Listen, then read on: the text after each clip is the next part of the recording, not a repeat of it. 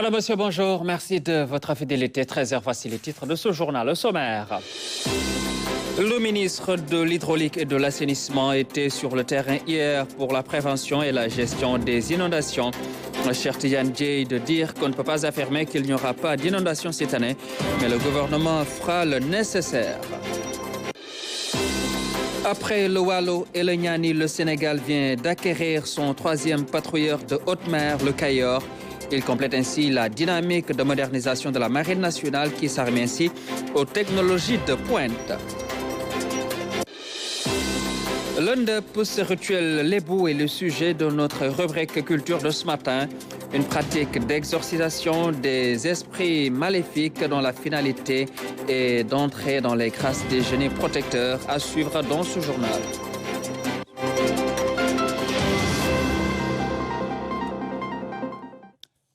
Bienvenue. Une trentaine d'espèces d'arbres, dont notamment plus de 50 baobabs qui se trouvent au stade Iba Mar Diop de Dakar, viennent d'être déracinés et replantés sur différents sites, dont le pont de l'Émergence. Les opérations ont débuté hier dans le cadre de la Journée internationale de l'environnement.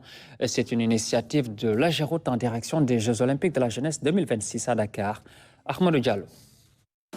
Délicate opération de déracinement de baobab, supervisée par les agents des eaux et forêts, ici au stade Iba Mar Diop. Ageroute sort ainsi les gros moyens. Ces arbres emblématiques vont être replantés au niveau du pont de l'Émergence à Dakar. Ce que Ageroute est en train de faire est à saluer, mais également c'est à dupliquer par les autres entreprises qui mettent en place des infrastructures. Parce que nous avons souvent le cœur meurtri quand on voit un arbre abattu. Et donc, ce que Ageroute est en train de faire, ça permet d'allonger la durée de vie de ces arbres qui seront déterrés ici et plantés ailleurs. Surtout que ça se fait le 5 juin, où la communauté internationale célèbre la Journée mondiale de l'environnement, qui a pour thème cette année la restauration des terres et la résilience des communautés. Plus de 50 baobabs, des palmiers et d'autres espèces d'arbres vont ainsi être déterrés, ce qui va participer à diminuer le rythme de dégradation du couvert végétal au niveau de Dakar. Une manière de sauvegarder l'environnement.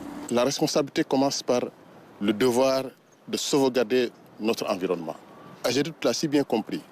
Dans cet important volet du programme Géologie 2026, au lieu d'abattre les espèces qui sont au niveau du site, Ageroute a choisi de se faire accompagner par le ministère de l'Environnement et de la Transition écologique, plus précisément par la direction des eaux, forêts, chasse et conservation des sols, pour transférer donc ces espèces du site vers un autre site, essayer de les sauver au lieu de les éliminer. Ageroute, fidèle à sa démarche éco-responsable, met tout en œuvre pour allier construction, réhabilitation d'infrastructures et respect de l'environnement. Et ceci n'est qu'un volet du programme global de réhabilitation des infrastructures, parce qu'au-delà de cette première étape, il y a tout un ensemble d'aménagements paysagers qui est intégré dans le projet. Et ceci, au fur et à mesure que le projet va se dérouler, vous aurez la chance de pouvoir venir voir tout ce qui est projeté par le projet en termes d'aménagement. Et ceci, nous le ferons en rapport avec nos partenaires des eaux et forêts pour pouvoir bénéficier de leur expertise et de leur accompagnement. Toutes les mesures idoines sont prises par Ageroute pour que les 30 espèces d'arbres du stade Iba Mar Diop soient déplacées, conditionnées et replantées dans différents sites de Dakar. Nous parlons des conséquences du dérèglement climatique à Matam. La région est frappée de plein fouet par le phénomène. Les tempêtes de sable, la baisse de la pluviométrie et des rendements agricoles, la dégradation des terres, les fortes températures, ce sont entre autres les problèmes qui donc malmènent cette partie du nord du pays. C'est le sujet de notre grand format environnement. Long sur l'ampleur du phénomène de la désertification. En Afrique, Matam est sans doute l'une des régions les plus touchées par le dérèglement climatique. Le phénomène se manifeste par l'irrégularité des pluies, la hausse des températures avec leur lot de désagréments. Une baisse donc des rendements, particulièrement le riz qui est cultivé ici. Et selon les prévisions climatiques, une augmentation de la température de 40 degrés Celsius pourrait entraîner une perte de rendement de 40%. Donc c'est important. Donc on a aussi sur le plan de la santé la recrudescence de maladies climato-sensibles, la recrudescence aussi des zoonoses ici à Matam. Et aussi on a la recrudescence de phénomènes climatiques extrêmes comme les tempêtes de sable que vous connaissez à Matam, qui aussi sur le plan sanitaire donc entraînent des pathologies surtout chez les enfants avec des infections respiratoires aiguës. Donc on a d'autres aussi problèmes environnementaux qui sont toujours liés au changement climatique. C'est le cas des inondations, c'est le cas des feux de brousse, c'est le cas de l'érosion des berges du fleuve. Cette situation inconfortable a également favorisé certaines pressions sur les ressources naturelles. La région fait face à plusieurs défis pour inverser la tendance. La région, sur le plan environnemental, il y a d'abord lutter contre les feux de brousse. La région de Matam constitue l'épicentre des feux. Chaque année, nous perdons des hectares de tapis herbacés. Il est important pour nous de mettre en place un bon système de lutte qui va nous permettre, à défaut d'éradiquer, d'atténuer les feux de brousse. Donc vraiment qui ravagent nos écosystèmes et impactent négativement sur le développement de l'élevage. Avec la pression anthropique sur les ressources naturelles, on note aujourd'hui au moins une dégradation des sols. La maîtrise de l'eau et de l'énergie demeurent aussi des préoccupations majeures. Le premier défi, c'est la maîtrise, pour Matam, c'est la maîtrise de l'eau. C'est important. On a le fleuve qui est à côté, mais à 100 km, les gens ont besoin d'eau. Également, la maîtrise de l'énergie. On a un bon taux d'ensoleillement à Matam, mais qui n'est pas suffisamment utilisé donc dans les secteurs de production. Donc c'est important de mettre en place des projets qui intègrent la solarisation des ouvrages pour un peu booster la production à Matam. Sur la préservation des écosystèmes, plusieurs efforts sont pourtant consentis par l'État, mais les attentes sont toujours nombreuses. En région de Matam, le taux de classement est de 53% au niveau régional. Nous avons 14 massifs classés. Nous avons 7 forêts classées, 2 réserves de faune et 5 réserves sylvopastorales. Dans ce contexte de Journée mondiale de l'environnement, les acteurs ont saisi l'occasion pour faire un diagnostic global de la situation de vulnérabilité de la région. L'engagement de tous les acteurs est toujours sollicité. Idem pour la communauté internationale. La région attend toujours une justice environnementale à la hauteur du préjudice subi. Et en plus, l'université El Hadj Ibrahima Niass de Kaolack a célébré la Journée mondiale de l'environnement par la tenue d'un climatron sur le thème des solutions innovantes pour le climat. En Afrique de l'Ouest, 12 pays ont pris part aux activités. Les étudiants ont présenté des projets innovants pour réduire les impacts des changements climatiques au Sénégal. Claire Diop. C'est par des représentations et plaidoyers que les problématiques liées au changement climatique, leur impact ont été abordés sur la scène des étudiants des universités de Kaolack, de Ziguinchor, de Dakar, du Cap-Vert, ISEP et autres instituts de formation. Ce climaton est organisé dans le but de challenger l'intelligence collective sur les questions environnementales afin de favoriser l'émergence d'innovations dimensionnées pour répondre aux enjeux climatiques spécifiques à chaque collectivité territoriale. On se félicite justement de cette initiative qui montre l'aspect de co-construction, mais la coopération internationale qui doit se mettre en place pour pouvoir trouver des solutions. Mais surtout que ça s'adresse à des jeunes qui pensent à leur avenir et qui devraient pouvoir trouver donc des solutions qui correspondent à leur avenir. Voilà en fait l'idée de cette compétition, et les solutions pourront être mises en place par des collectivités territoriales et donc qui peuvent impacter positivement. Les participants sont des porteurs de projets universitaires, partenaires au développement, collectivités territoriales. L'idée est de faire l'état des lieux du terrain, sensibiliser sur les changements climatiques, renforcer les écosystèmes locaux, proposer des solutions pour une lutte efficace contre les changements climatiques à la base. Ce sont des idées qui ont trait à la lutte contre la désertification et la sécheresse. C'était donc des points qui ont été retenus, mais également la lutte contre les inondations. Et autre point qui est très important aussi, c'était les migrations, parce qu'on entend parler de migration, mais il y a des migrations que l'on appelle des migrations climatiques et qui sont liées en rapport avec les changements climatiques et qui occasionnent des migrations, mais également la lutte contre la biodiversité, donc pour l'amélioration de la biodiversité. Les équipes feront tout à l'heure face à un jury. Et effectivement, il y a des prix qui sont retenus. Il y aura, on a prévu de récompenser les 3 premières équipes. Et effectivement, il y a des critères d'évaluation sur lesquels elles ont été édifiées. Le jury a travaillé avec les coachs hier, avec toutes les équipes sur cela. Donc nous allons probablement tout à l'heure aller vers une belle fête en tout cas de propositions de solutions que nous estimons être des positions tout à fait indiquées, adéquates. 12 pays africains ont participé au projet pour 77 candidatures. Après sélection, seules 10 équipes sont retenues dans une dynamique de co-construction de nouvelles stratégies d'adaptation au changement climatique.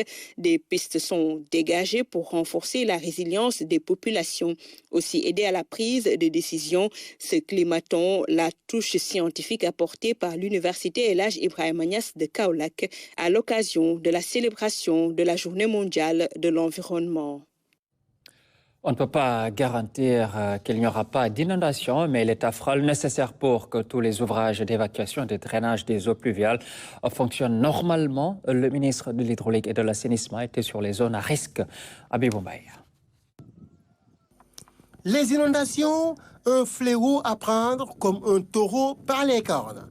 Dans un décor insalubre et invivable, où éleveurs, animaux et populations cohabitent. Et pour accéder sur le site de Thiaroye, même le ministre a emprunté ce pont de fortune. Certes, il n'y a pas encore de pluie à Dakar, mais les canalisations refusent déjà les eaux. Il y a raison de s'inquiéter. Nous sommes actuellement dans des situations un peu compliquées par rapport dans le canal qui vient de l'hôpital, passant pour le bassin de Guinaw Rail. Donc on a discuté, on l'a montré aussi au ministre, il faut qu'il prenne le problème au sérieux, parce que si on ne l'a pas fait le plus rapidement, ça va poser problème aux populations. Sur le point de Thiaroye-Gare, aux côtés du Darel. Parce que sinon, si on ne le fait pas le plus rapidement, si ça pleut aujourd'hui, ça va poser beaucoup de problèmes à la population. Des problèmes prévisibles et même les travaux routiers à côté risquent de bloquer le passage des eaux. Après la zone de captage, d'autres sites réputés des zones d'inondation sont visités. Réceptacles naturels des eaux de pluie. Et les populations trouvées sur place expriment leur inquiétude. Waaw, ñun nak ñu ngi dund problème boo xamante ni si depuis 2005 mën naa ne ñu ngi koy dund. Nous vivons une situation difficile depuis 2005 et nous profitons de la visite du ministre pour lui exprimer notre désarroi. De 2005 à 2024, les habitants de plus de 100 maisons ont les pieds dans l'eau. L'année dernière, grâce au maire, nous avions une motopompe pour évacuer les eaux. Nous voulons une solution définitive. Moment bi itam bi nii yegg nañ ci su tawee plus de 100 et quelques kër yoo xamante ni si wallahi al-azim ci ndox mi la ñuy nekk. Et pourtant, sur ce site, les engins sont à pied d'œuvre pour anticiper sur les inondations. Diamaguène Sicap Mbao, des bassins en curage qui ont englouti des tonnes d'immondices. Leur efficacité va se mesurer dès les premières pluies. Pendant ce temps, le vieux Mbaye Diagne habite en face du bassin de l'unité 16 des parcelles assainies de Keur Massar. Et il prévient. Ce qui est sûr, moi, madame bassin bi dina am problème parce que suuf si ak ndox mi yëpp dinañu ñëw feesaat fa léegi après la ñuy doog a jóg. Les travaux autour du bassin ne sont pas réalisés. Ce qui est sûr, c'est que les pluies vont drainer tout le sable à l'intérieur de l'ouvrage, ce qui va le remplir et nous causer des problèmes. Il y a un deuxième bassin à faire et jusque-là non réalisé. Et le danger plane sur le quartier. Def nañu maanaam liggéey am na ay bassin yoo xam ne laalaguñ ko dañoo gas rek bàyyi ko noonu muy créer ay danger ci quartier bi. Les entreprises sur les différents sites sont en train d'accélérer le rythme des travaux. Et le ministre de l'Hydraulique et de l'Assainissement a constaté leur état d'avancement. Nous espérons qu'avec tout ce travail qui est en train d'être fait, nous arriverons à soulager assez considérablement ce qui pourrait arriver, Inch'Allah, si l'hivernage arrive pluvieux comme on l'attend. Nous ne pouvons pas le dire, le président l'a dit, le Premier ministre l'a répété, Et je le dis inlassablement, on ne peut pas garantir qu'il n'y en aura pas d'inondation. Ce que nous pouvons simplement dire, c'est que tout ce qui peut être fait avant les inondations, avant l'arrivée de l'hivernage, est en train d'être fait. Dans 2 semaines, je ferai encore le tour de tous les sites, tous les lieux que j'ai visités pour refaire un autre état des lieux, pour m'assurer que le travail est en train d'être déployé dans la cadence que j'ai indiquée, pour nous assurer qu'on ne laissera rien de côté. On ne veut pas faire d'erreur de ne pas avoir fait ce qu'il fallait à temps. Maintenant, il est évident que si nous arrivons avec l'aide de Dieu à passer l'hivernage, et je dis au peuple sénégalais qu'une fois que l'hivernage arrivera, si des inondations à Dieu ne plaise, si elles avaient aussi lieu, nous serions encore sur le terrain avec les populations, la main dans la main pour continuer à travailler et aider à soulager. Mais c'est après, bien entendu, que toutes les politiques sur lesquelles nous sommes en train de travailler pour trouver des solutions structurelles et durables, qu'elles seront déployées. Nous y travaillons en parallèle à tout ce que nous faisons en ce moment et nous avons bon espoir que, Inch'Allah, le phénomène des inondations sera maîtrisé dans les années à venir avec les nouvelles politiques que nous mettrons en place. Zone de captage, Thiaroye, Keur Massar, Diamaguène Sicap Mbao, la sortie 10 de l'autoroute à péage, où l'armée est en train de réaliser un bassin. À Niag, Keur Massar Sud, Nord, entre autres zones. Des sites réputés inondables, une préoccupation des autorités, calvaire des populations qui n'a que trop duré.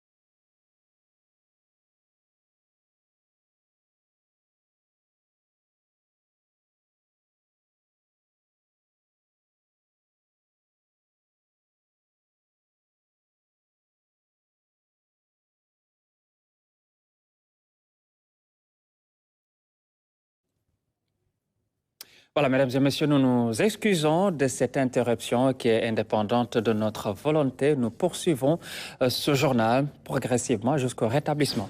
Le Cayor, 3e patrouilleur de haute mer de la Marine nationale, est arrivé à la base navale amiral Faye Gassama, son port-d'attache. Il vient compléter la série de 3 patrouilleurs acquis par le Sénégal.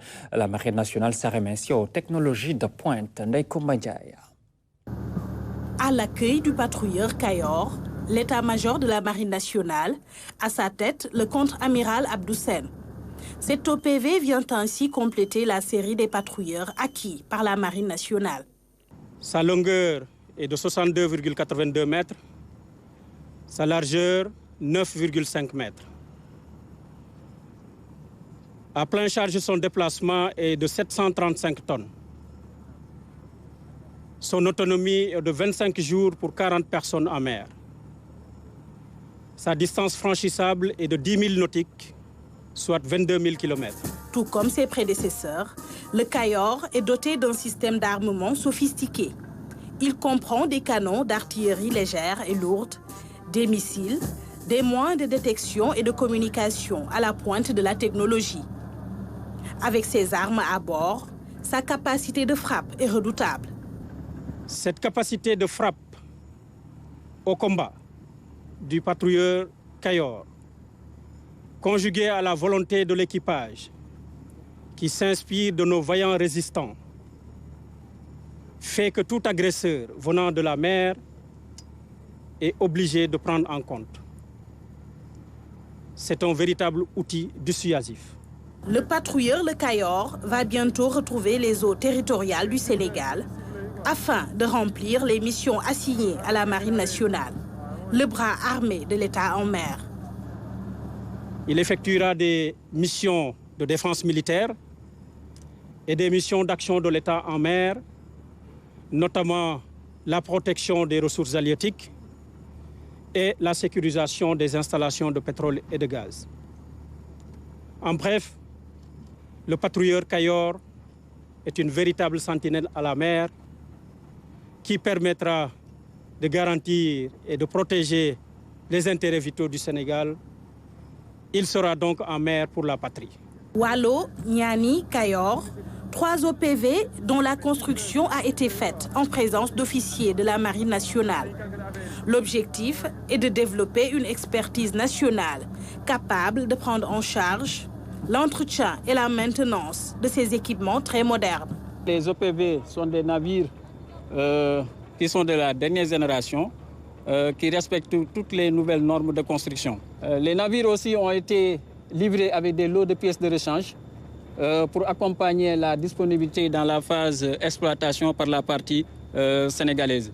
Les équipages ont suivi différentes formations, donc ils ont gagné en capacité, ce qui permet d'assurer la mise en œuvre, l'entretien et la maintenance des navires durant leur exploitation ici au Sénégal. Avec ces 3 patrouilleurs, la Marine nationale vient ainsi augmenter sa vitesse de croisière dans son processus de montée en puissance.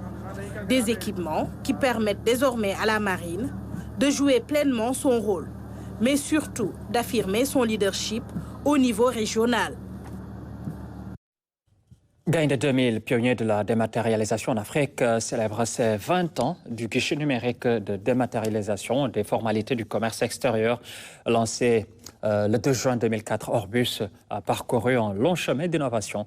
Lamine Fall et Ousmane Doy. Orbus, c'est la contraction de hors de ordinateur et bus de transport.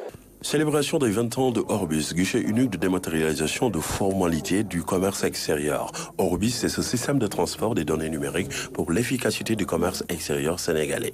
Orbus fête ses 20 ans et a été lancé en 2004 dans un contexte marqué par un faible accès à l'Internet. La plateforme numérique a su s'imposer au fil du temps pour simplifier et digitaliser les transactions douanières. Lorsque nous mettions en place le guichet unique en 2004, avant son avènement, il fallait à peu près 8 jours à l'importateur pour aller collecter tous les documents. L'administration des douanes entend inscrire son futur dans le numérique et continue de relever les défis avec un sens du progrès porté par Gaïndé 2000. Aujourd'hui, nous avons une plateforme qui est complètement digitalisée.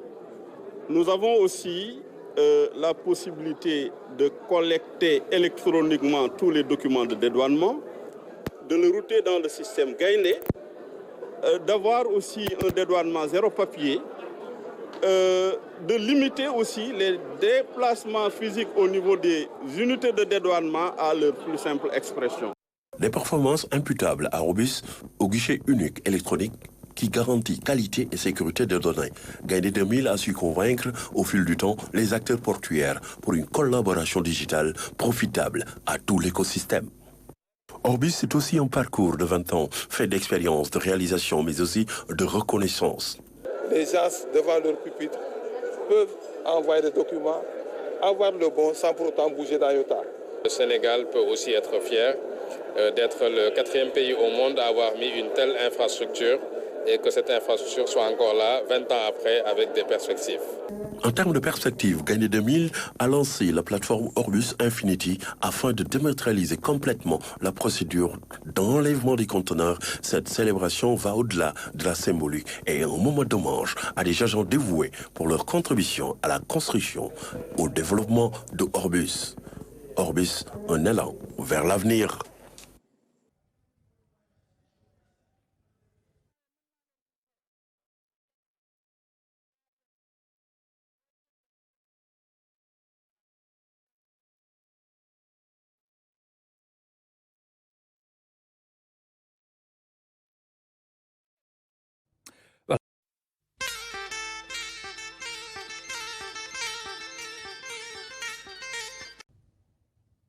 Voilà, nous nous excusons de ces ennuis techniques. Donc le retour est progressif. Nous allons tout de suite donc passer à l'invité de cette édition du 13h. Et il s'agit d'Ibrahim Noureddine Ndour. C'est l'administrateur du système Gaïndé 2000 qui, je vous le dis, donc célébrait ses 20 ans d'existence. Il était notre invité dans le 20h. Aujourd'hui, les technologies connaissent des évolutions et que nous devons forcément aller vers ces évolutions technologiques, notamment avec l'intelligence artificielle. Sur le plan fonctionnel, l'application qui a été développée maintenant depuis plus de 20 ans, parce qu'elle est opérationnelle depuis 20 ans, mais elle a été développée depuis bientôt 25 ans, doit avoir une couverture fonctionnelle encore beaucoup plus large. Vous savez que le port de Dakar est un port en compétition avec les autres ports de la sous-région et que les systèmes d'information sont des éléments qui permettent d'accélérer la rotation et donc de renforcer la capacité des opérations portuaires. Au niveau de l'administration des douanes, ce même mouvement a été entrepris antérieurement d'ailleurs et les perspectives entre le guichet unique et le système informatique douanier sont tout à fait convergentes et à la faveur du renforcement de la compétitivité, de l'efficacité de la place portuaire de Dakar. Il va investir davantage dans les moyens dont vous disposez. Est-ce que c'est à la hauteur des ambitions du Sénégal en la matière? Oui, j'allais même dire qu'aujourd'hui, la technologie est en avance sur les usages. Nous avons encore des modes de fonctionnement qui sont assez conservateurs, alors que nous avons des possibilités technologiques qui vont au-delà de cela. Un simple exemple, aujourd'hui, faire fonctionner un port 24 heures sur 24, sur le plan informatique, c'est déjà en place.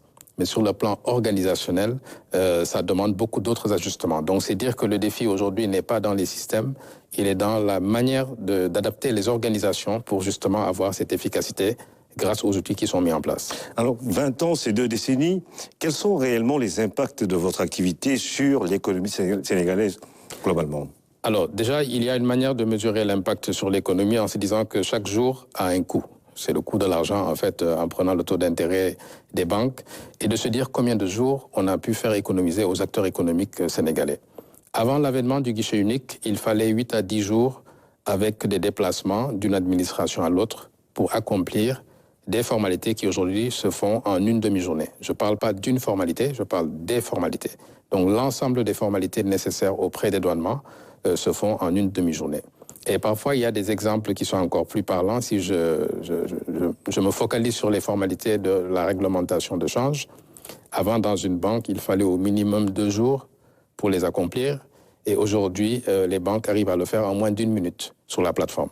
Donc, c'est dire que quand on rentre dans certains domaines, on voit que le gain est tout à fait appréciable. Et c'est vraiment ça notre feuille de route pour aller toujours dans le sens d'une performance accrue. Alors comment consolider les acquis après 20 ans d'existence?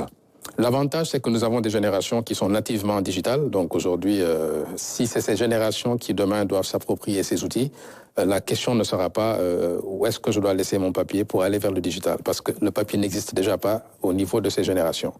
Notre défi est donc de faire des anticipations. Et ces anticipations, elles touchent non seulement à la technologie, parce qu'elle évolue, mais elle doit aussi toucher à rendre compétitif notre économie. Parce qu'il ne s'agit pas simplement de mettre le digital au cœur de toutes les actions de l'économie. Il s'agit de positionner le digital comme un accélérateur de croissance et un outil qui renforce la compétitivité. Nous sommes dans un monde où la compétition, à la fois au niveau portuaire, au niveau industriel, avec le contexte de la zone continentale de libre-échange, nous n'avons pas le droit de ne pas voir devant, parce que les choses se passent devant. Pour terminer, est-ce que vous envisagez de promouvoir davantage l'intelligence artificielle dans ce que vous êtes en train de faire actuellement? Nécessairement, parce que nous sommes dans un monde où tout est interconnecté. Quand on parle de commerce international, vous avez les compagnies maritimes, les navires, vous avez les banques qui sont dans le processus. Et tous ces acteurs-là, aujourd'hui, sont impactés et seront impactés lourdement par l'intelligence artificielle. Nous ne pouvons pas donc ignorer cela et nous devons absolument non seulement être à la fois en termes de recherche assez avant-gardiste, mais aussi essayer de faire en sorte d'entraîner tout l'écosystème vers ces anticipations pour ne pas avoir de surprises. Voilà, c'était l'administrateur de Gaïndé 2000, Ibrahim Doureddine Diagne, dans notre édition de 20h. Retenus à Dakar pendant plus de 24 heures, les pèlerins sénégalais à destination de Médine sont bien arrivés. Convoyés pour la plupart par des voyagistes privés. Ils sont maintenant en Arabie Saoudite grâce à l'intervention du ministre des Infrastructures, des Transports terrestres et aériens. Maman Moussagna et Moussaba, nos envoyés spéciaux à Médine. Ils sont enfin arrivés à Médine. Ils ont longtemps souffert à Dakar avant d'embarquer grâce à la diligence du ministre des Infrastructures et des transports aériens. Alhamdulillah, c'est un ouf de soulagement. On est enfin arrivé à Médinatoul Mounawara. Vraiment, on a eu très peur parce que cette année, les conditions ont été très difficiles. Il y a eu de l'incertitude, il y a eu beaucoup d'incompréhension, beaucoup de problèmes. Il faut dire toutefois que jusque-là, la situation n'est pas décantée. C'est à compte-gouttes que les pèlerins sont acheminés vers la ville sainte. Notre dernier groupe, il est arrivé aujourd'hui après 24 heures à l'aéroport. Donc, mais il reste d'autres groupes. Les départs sont prévus jusqu'au 8. Avec ce chamboulement survenu dans le trafic aérien des pèlerins, des dépenses énormes ont été faites par les convoyeurs, aussi bien à Médine qu'à la Mecque, surtout pour les sites d'hébergement. L'équation du remboursement se pose. Les gens avaient payé des vols bi-class. Donc, ils avaient acheté des billets en business class et en classe éco. Pour certaines personnes, c'est des pertes financières, mais aussi c'est une perturbation psychologique. Aujourd'hui, vraiment, on est désorienté parce que il y va de notre crédibilité. Toutefois, les voyagistes ne désespèrent pas avec Air Sénégal et comptent sur les nouvelles autorités pour réformer le système avant l'année prochaine. J'ai vu que le ministre des Transports est très présent sur le terrain. Nous l'en remercions. Il s'est fortement impliqué. Mais vous savez, cette situation, elle est antérieure à l'arrivée de ce gouvernement. Il faut aussi être honnête pour le reconnaître.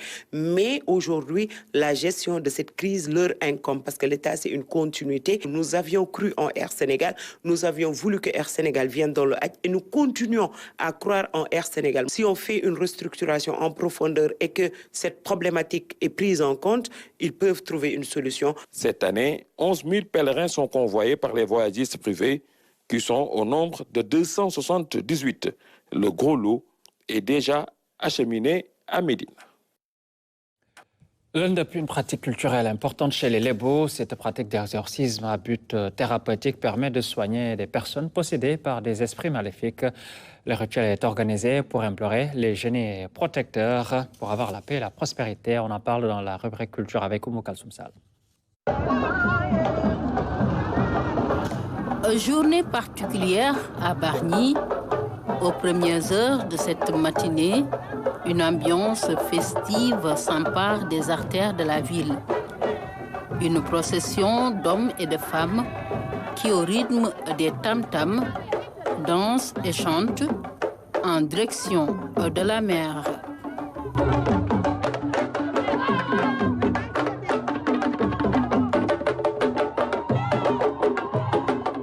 Cette cérémonie, appelée Ndep, est une séance d'exorcisme.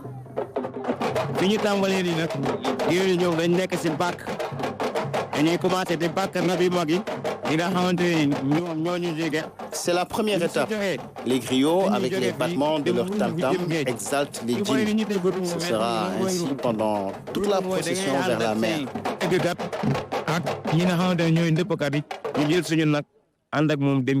Face à l'océan, tout un rituel, un bœuf, des fruits, du lait caillé, des sacrifices destinés aux esprits protecteurs de la mer, appelés Rabougej en Wolof.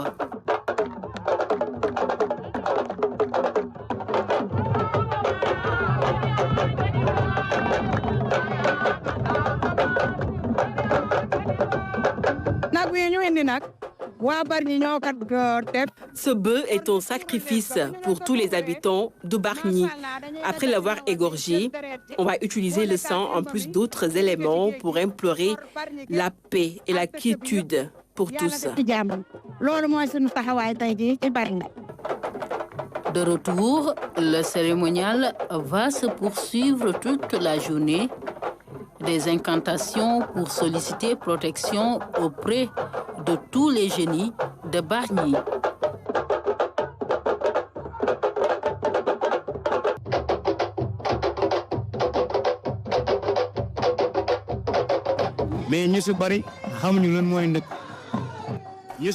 Beaucoup pensent que ce rituel est insensé, mais ils se trompent, le ndeup est thérapeutique. Après le sacrifice de ce matin, cette séance constitue la dernière étape. Ces personnes qui entrent en transe, c'est parce qu'on a chanté leur djinn. Le ndeup, une pure tradition lébou. Il est aussi organisé pour soigner des personnes en proie aux esprits maléfiques ou djinns.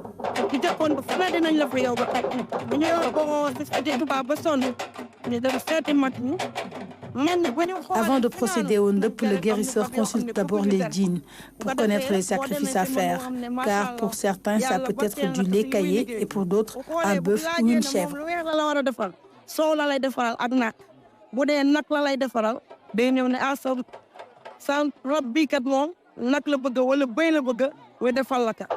Cette pratique culturelle a traversé le temps.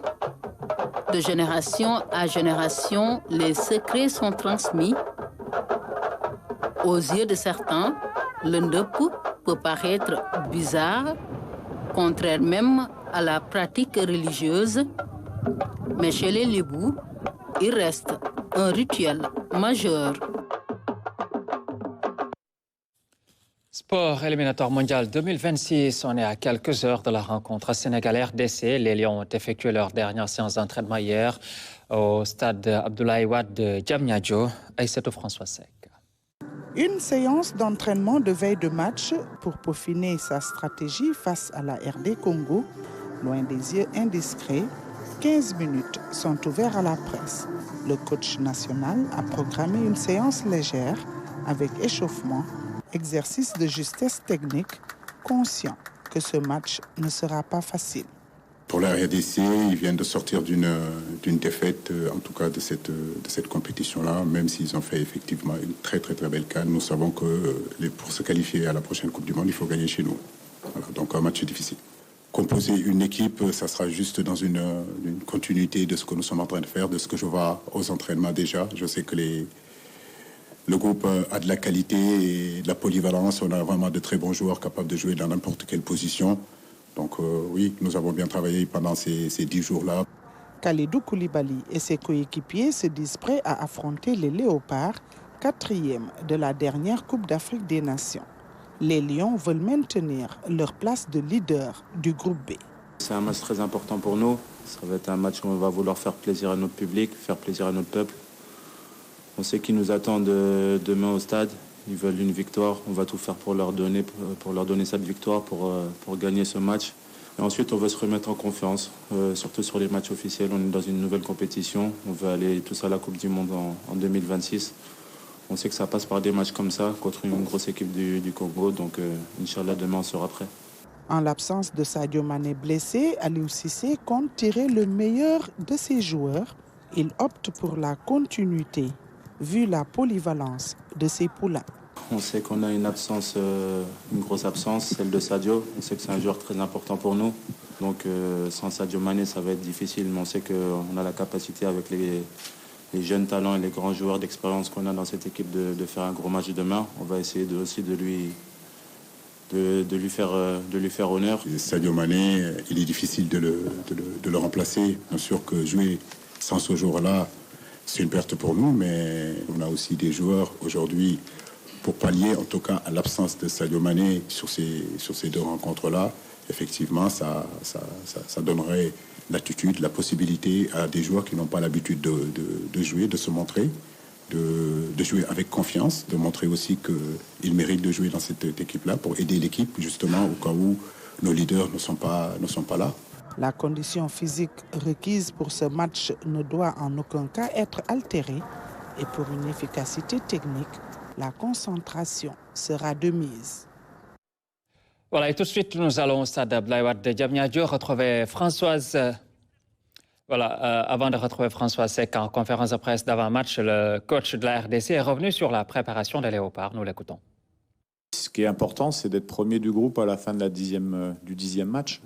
C'est pas être demain premier, même si c'est toujours bien. Mais en tout cas, nous, on aborde chaque match pour essayer de les gagner pour être ambition dans le jeu. Ça sera le cas de demain. On sait qu'on affronte une des meilleures équipes d'Afrique. Pas 17e au classement FIFA pour rien et deuxième équipe d'Afrique.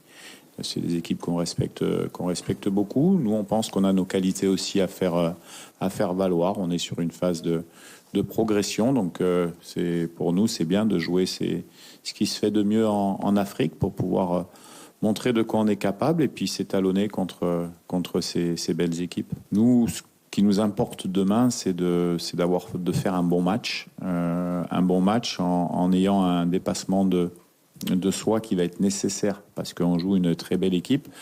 On a nos qualités, on sait qu'on a des bons joueurs qui évoluent dans des bons clubs comme le Sénégal. Maintenant, la vérité, elle sera demain avec ou sans Mané. C'est vrai qu'à Ganda, je me rappelle, il avait accéléré une ou deux fois, ça nous avait fait mal. C'est pas un des meilleurs joueurs du monde pour rien. Mais après, le Sénégal a tellement de très bons joueurs qu'il faut rester vigilant, même avec l'absence de Sadio. Voilà donc le coach de la RDC sur le match de ce soir. Et nous allons tout de suite à Diamniadio retrouver Françoise Seck. Françoise, bonjour, bienvenue. Vous êtes en direct dans ce 13h, Françoise. Merci, cher Bamba, et bienvenue dans ce beau joyau, le stade Abdoulaye Wade, qui doit abriter justement ce match important qui compte pour la 3e journée des éliminatoires de la Coupe du Monde. Ce sera Sénégal, République démocratique du Congo. Qu'est-ce qu'on peut retenir de cette confrontation? On sait que la RDC a fait une très belle compétition de cette Coupe d'Afrique des Nations qui vient de s'achever. Tout d'abord sur le match et sur les stats également. Voilà, alors sur le match, il faut dire, cher Bamba, que c'est un match important puisque le Sénégal occupe la première place du groupe B avec 4 points. Et c'est ce Sénégal-là qui va rencontrer justement la RDC, 3e du groupe avec 3 points. Il faut dire que c'est des groupes de 6 équipes et le Sénégal est en tête. Donc l'enjeu du match, c'est de rester à la tête de ce groupe B. Mais l'autre enjeu, c'est que c'est le premier match officiel après la Coupe d'Afrique des Nations jouée ici au stade Abdoulaye Wade, donc devant le public sénégalais, puisqu'on avait joué 2 matchs amicaux, mais c'était à l'extérieur. Donc aujourd'hui, c'est le premier match. Premier rendez-vous donc des Lions avec son public. Je pense que ça va être un match électrique entre cette équipe qui aime jouer les transitions, il s'agit de la RD Congo, et cette équipe du Sénégal qui aime garder le ballon pour élaborer. Alors, on s'attend à un très beau match, mais on s'attend surtout à la victoire du Sénégal. Et ici, au stade Abdoulaye Wade, tout est fin prêt, la sécurité est là, les derniers réglages par rapport à la pelouse sont en train d'être faits. Les médecins sont là, la commission d'organisation de la Fédération sénégalaise de football. Donc, tout ce beau monde est là pour assurer en tout cas un très bon match du point de vue gradin, mais aussi on s'attend à un très bon match également sur la pelouse du stade Abdoulaye Wade. Dernière question, Françoise. C'est vrai qu'il n'y a pas la star, Sadio Mané, Lamine Camara également, Sangaté également. L'état du groupe à quelques heures de ce match, notamment avec le sélectionneur Aliou Cissé. Oui, on aurait bien aimé que justement Sadio Mané soit là, mais il sera absent pour ce match. C'est vrai que ce n'est pas la première fois que Sadio Mané est absent. On se rappelle qu'il était absent également pendant la Coupe du Monde, mais aujourd'hui on aurait souhaité qu'il soit là, mais devant la volonté divine, on ne peut rien du tout. Il ne sera pas là, mais il y aura d'autres lions qui pourront effectivement faire tout ce qu'il sait faire dans un terrain. il y a Pape Matar Sarr, il y a d'autres joueurs qui sont là, qui ont intégré la tanière. Il y a également Nampalis, qui n'est pas très sûr d'ailleurs, puisque le coach disait hier en conférence de presse qu'il avait quelques petits bobos. Peut-être qu'on pourra le récupérer pour aujourd'hui, mais c'est plus sûr pour le match contre la Mauritanie. Donc je pense que tous les joueurs sont là, sous la houlette du capitaine Courage Kalidou Koulibaly, pour livrer un très beau match. Et puis d'ailleurs, cher Bamba, nous sommes avec Pape Mbodj, qui est en tout cas le chargé de la communication. Alors Pape Mbodj, bonjour. Bonjour Françoise. Alors tout est fin prêt du côté de la fédération pour accueillir ce match important pour le Sénégal. Effectivement, comme vous l'avez si bien dit, nous avons en tout cas pris toutes les dispositions nécessaires pour que ce match Sénégal-RDC, comptant pour la 3e journée des éliminatoires de la Coupe du Monde 2026, puisse se dérouler dans de très bonnes conditions et qu'on puisse, à la fin de ce match, vraiment voir le Sénégal confirmer sa place de leader, parce que c'est une compétition qui a son enjeu. Participer à une Coupe du Monde, c'est extrêmement rentable, bénéfique en termes d'image pour le football sénégalais. Donc on ne peut pas à la fois rater les JO et vraiment faire une contre-performance pour un enjeu de cette taille. Donc la fédération, l'État du Sénégal, vraiment les conditions sont là pour qu'on arrive à faire un bon résultat. Et pour l'accès? Pour l'accès également, nous remercions déjà le commissaire Demba Sarr, l'officier de sécurité, qui avec la gendarmerie, la police, la brigade nationale des sapeurs-pompiers, vraiment ils ont déployé près de 800 gendarmes, 600 policiers, 250 éléments sapeurs-pompiers, l'équipe médicale de la Fédération sénégalaise de football, les hôpitaux mobilisés. On ne souhaite jamais en arriver là, mais en termes de prévention, en termes d'anticipation, nous avons pris ces mesures-là pour que vraiment les conditions d'accès soient facilitées. On a également souhaité les sociétés de transport pour qu'elles puissent faciliter l'accès. Ces jours ordinaires, ces jours ouvrables, on joue à 19h après les heures de travail. Donc il faudra que les gens viennent en toute sécurité et rentrent chez eux en toute sécurité. Voilà, en tout cas, cher Bamba, c'est ce qu'on peut retenir. Hein. Ici, tout est fin prêt, tout le monde s'affaire pour les derniers réglages pour justement présenter au Sénégal un match d'anthologie, on dira. On retrouve à 19h pour le coup de sifflet. Hein. Oui, le coup d'envoi est prévu à 19h, mais la prise d'antenne, ce sera à partir du stade Abdoulaye Wade, à partir de 18h. Alors, un conseil aux usagers, en tout cas, tous ceux qui veulent venir voir le match, qu'ils se lèvent assez tôt, vers 16h, puisqu'il y aura beaucoup d'embouteillages sur la route avec le rétrécissement des travaux sur l'autoroute à péage. Donc, voilà, à la sortie de Thiaroye. Donc, il faut venir tôt pour pouvoir suivre ce match à temps. Merci beaucoup, Françoise. Merci. C'était François Seck en direct du stade Abdoulaye Wade de Diamniadio pour cette confrontation Sénégal-RDC à 19h. Dans un instant, nous en venons à la partie consacrée aux régions.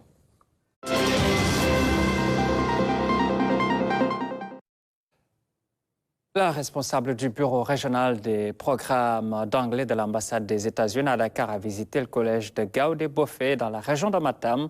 Ce séjour a permis à Don Rager de voir comment se déroulent les enseignements et apprentissages dans cette partie nord du pays. Bachirba à Matam. Gaoudé Bofé, ce village de la commune de Bokiladji, accessible à partir de Bondi, est difficile à situer sur la carte. Mais la localité est sortie de l'anonymat grâce aux professeurs d'anglais du collège. Les enseignements dispensés ici ont attiré l'attention de l'ambassade américaine à Dakar. En tant que directrice de la langue anglaise au Sénégal, elle veut venir vraiment à Gaoudé Bofé pour découvrir ce que le club d'anglais est en train de faire, mais aussi pour découvrir d'autres choses. Pourtant, le collège a été érigé il y a moins d'1 an. La volonté des responsables de l'établissement et l'engagement de toute la communauté ont donné des résultats. Il est venu, il a convoqué une rencontre, il a créé le bureau, ensuite il m'a montré la feuille de route. Ainsi, il faisait des activités. Maintenant, au début, c'était des activités de sensibilisation. L'hôte du jour s'est départi de ses habits de diplomate pour dispenser un cours en anglais.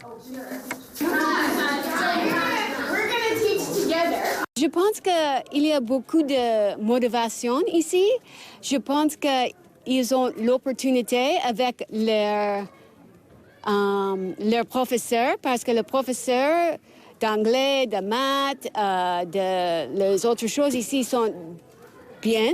Et je pense qu'il va faire bien avec leurs études, s'ils ont le courage de continuer.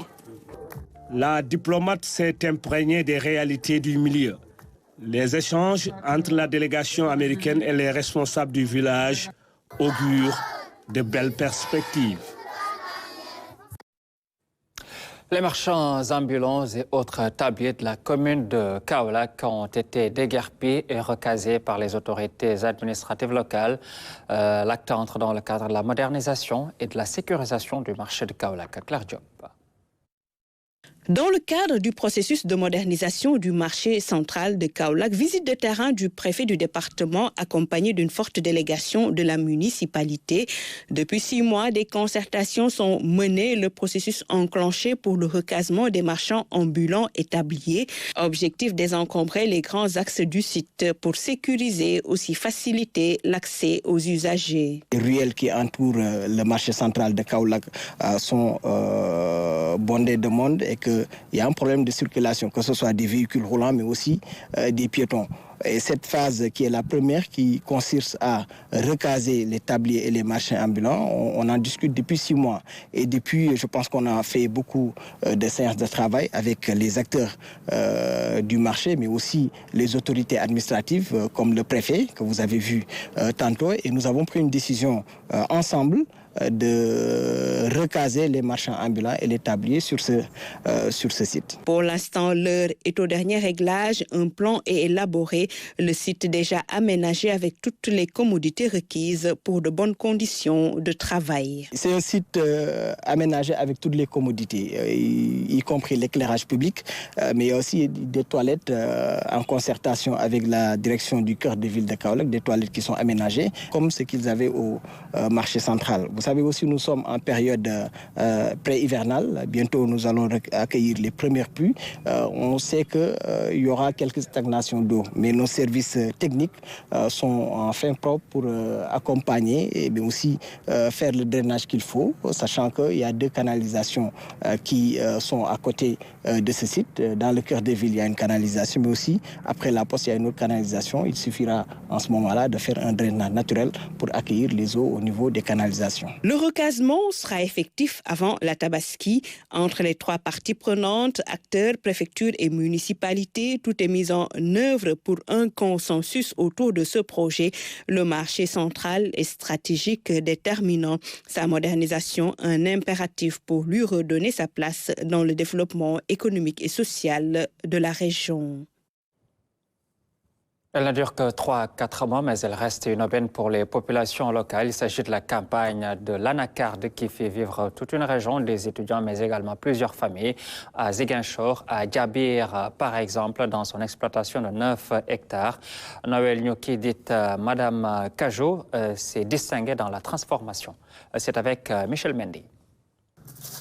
La campagne de l'anacarde a démarré et c'est le moment de faire des affaires. Dans le verger de sa grand-mère, Flavien Zalé et ses camarades sont engagés comme travailleurs journaliers pour le ramassage des noix. Si je descends, j'ai 2000, 2200 et même 3000 des fois. Ça dépend du journalier. Si il est quelqu'un de très rapide dans ce qu'il fait, il peut avoir plus que ça. Flavien est un étudiant en sciences politiques et relations internationales à l'université Assane Seck de Ziguinchor. Chaque jour, après ses cours, il enchaîne avec une autre journée beaucoup plus lucrative.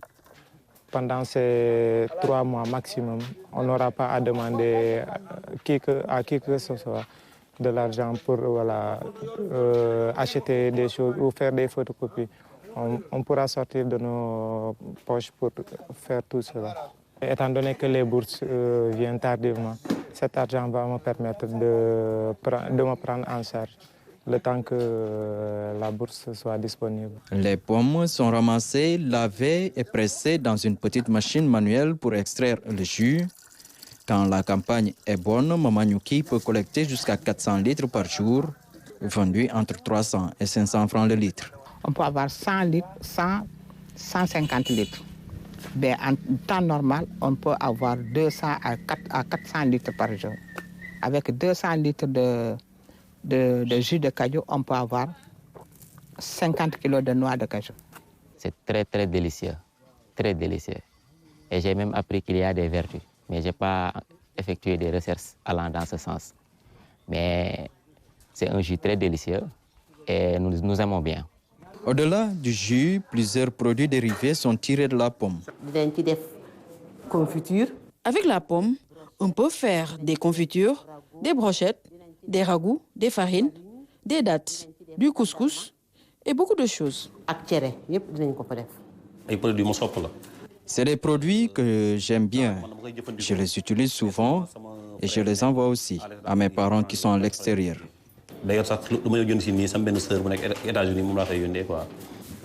Vraiment, la pomme est devenue de l'or.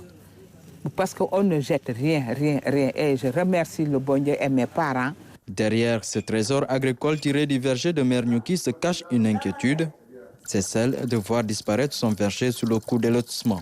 Le jour qu'on m'a dit qu'on va faire le lotissement ici, vraiment j'étais évanouie. Parce que je ne connais rien si ce n'est l'agriculture et l'anacarde. Et vous le voyez, tout est parti. Tout est parti sur 9 hectares. Je n'arrive pas à avoir 5 lots. Si c'est 5, plus de 6 lots, il n'y en a pas. Comment voulez-vous maintenant que le gouvernement dise qu'on doit retourner à la terre et que la terre est partie? Des murs d'habitation sont déjà sortis de terre dans les parcelles. Une chose qui attriste Maman Kajou, comme on la surnomme. Elle souhaite que les lotissements soient revus. Voilà, donc c'était la transformation de l'anacarde. Merci à vous tous de votre attention. C'est la fin de ce journal. Merci à toute l'équipe de coordination qui a préparé l'édition de ce matin. Mais dans un instant, je vais vous retrouver pour le Wolof.